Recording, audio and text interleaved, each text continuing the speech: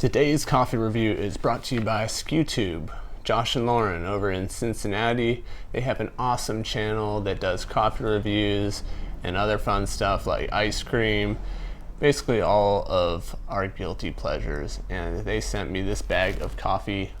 This is the San Jeronimo Miramar, and it's from Deeper Roots Coffee in Cincinnati.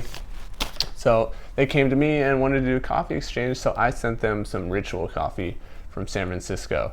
So they should have a review on that soon. You should check out their channel. I'll link up to it here in the video and in the description.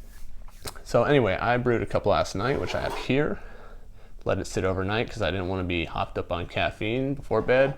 And then I've got a fresh one right here. Let me show you the beans. They are quite large, these coffee beans. Guatemalan. Let's see.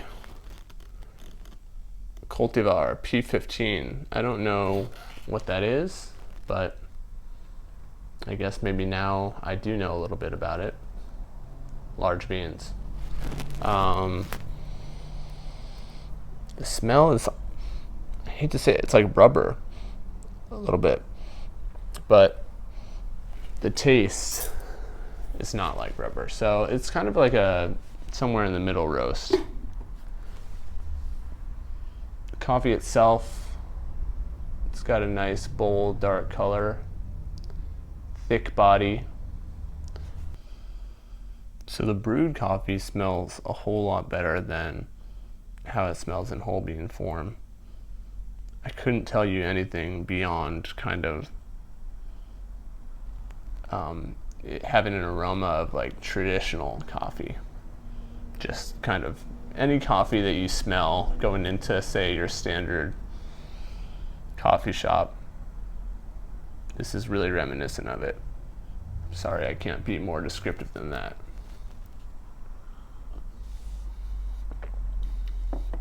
As far as the taste, I've noticed that it gets much brighter when it cools down, and it has a smokiness to it when it's freshly brewed. So there's those darker chocolate elements in the beginning, but as it cools, it gets more into the citrusy territory.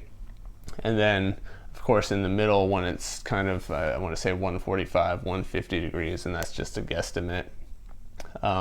It has a combo of both. So to me, that's kind of the best point, the most balanced point.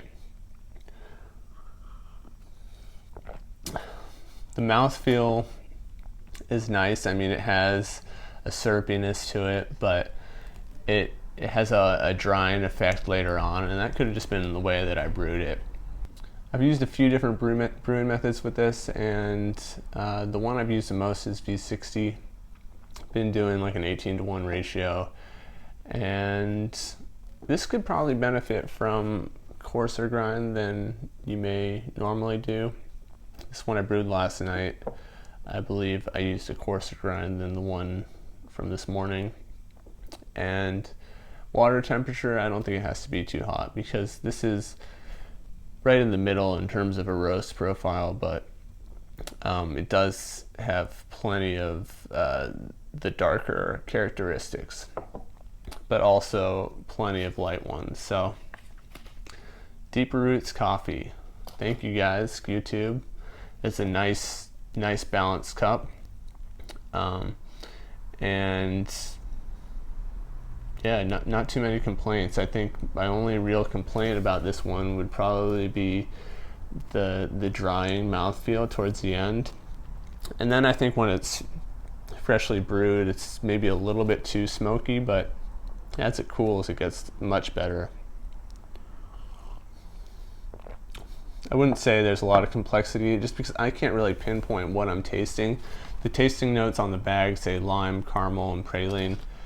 Definitely picking up more lime at the end when it cools, and more caramel in the beginning, but I don't think I would have picked those if I didn't see the tasting notes initially. This one is hard for me to kind of pinpoint what the flavors are. So in terms of the complexity and pinpointing what the exact flavors are, that's tough with this bag, but for people that don't really need that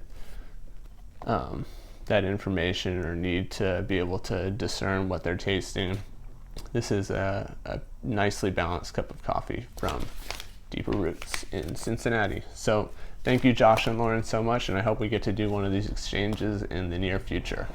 Hope you like your ritual. Cheers.